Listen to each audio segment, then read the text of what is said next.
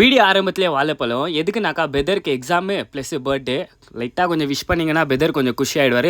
அதுக்கப்புறம் நம்மளுக்கு கொஞ்சம் சர்ச்சில் நிறைய வேலை இருந்துச்சுன்னு சொல்லிட்டு காத்தாலே ஜிம்முக்கு போயிடலான்னு சொல்லிட்டு வாழைப்பழமும் ப்ரீ ஒர்க் அவுட் அடிச்சுட்டு போனாக்கா லேம்பகன் இது மூக்க அச்சு நாசம் பண்ணிட்டுக்கிறாங்க கைஸ். பாவம் அந்த அண்ணாக்கு எவ்வளோ பேட் டேவாக இருந்துக்குன்னு யோசிச்சு பாருங்க.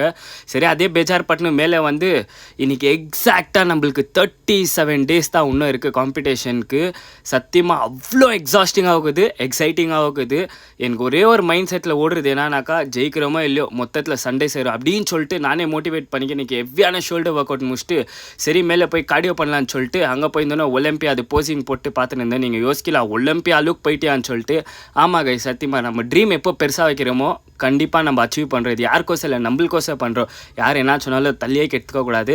அதுக்கப்புறம் கிரியேட்டின் கொச்சினை வீட்டுக்கு வந்துட்டு ரெடி ஆகிட்டு நம்ம பார்சல் பண்ணின்னு அங்கே போயிருந்தோன்னா எங்கள் அக்கா பொண்ணு நான் வீடியோவில் நானும் வரேன் இன்றைக்கின்னு சொல்லிச்சு. அண்ட் இன்றைக்கி என்ன ஸ்பெஷல் நம்ம ஸ்பான்சர் வந்து ஜூஸ் அந்த லாட்டோ சாக்கோ பையன்னு சொல்லிட்டு ஏதோ ஒரு கேக் குத்தாரு. அதுக்கப்புறம் நம்ம போன வேலையே வேறு சர்ச்சுக்கு இங்கே பாருங்களேன் எங்கள் அக்கா பையனை தூங்க வச்சுருன்னு சொல்லிட்டாங்க. அதுக்கப்புறம் பசங்களுக்கு இன்றைக்கி முட்டை கொடுக்கணும். நீ ஒண்டி ஹெல்த்தியாக இருந்தால் போதுமா, நீயும் மம்மியும் முட்டை பயங்கரமாக உரிக்கிறீங்க வீடியோவில் பார்த்துருக்க வந்து உரிங்கன்னு சொல்லிட்டு உரிக்க வச்சிட்டாங்க. அதுக்கப்புறம் எங்கள் பப்பேட் ஷோ பார்த்தோம் ஃபுல் குஷி, நானும் குஷி பசங்களும் குஷி. சின்ன வயசில் இந்த பப்பேட் ஷோ அதுக்கப்புறம் ஒரே ஒரு முட்டை பப்ஸ் காசைப்பட்டு நான் எங்கே இருந்தாலும் விபிஎஸ் ஓடிடுவேன். அந்த ஞாபகம்லாம் வந்துச்சு. அண்ட் ஸ்பான்சர் இன்னும் ஸ்பெஷல் என்ன தரனா ஐஸ்கிரீமு. பசங்க அவ்வளோ குஷி ஆகிட்டாங்க.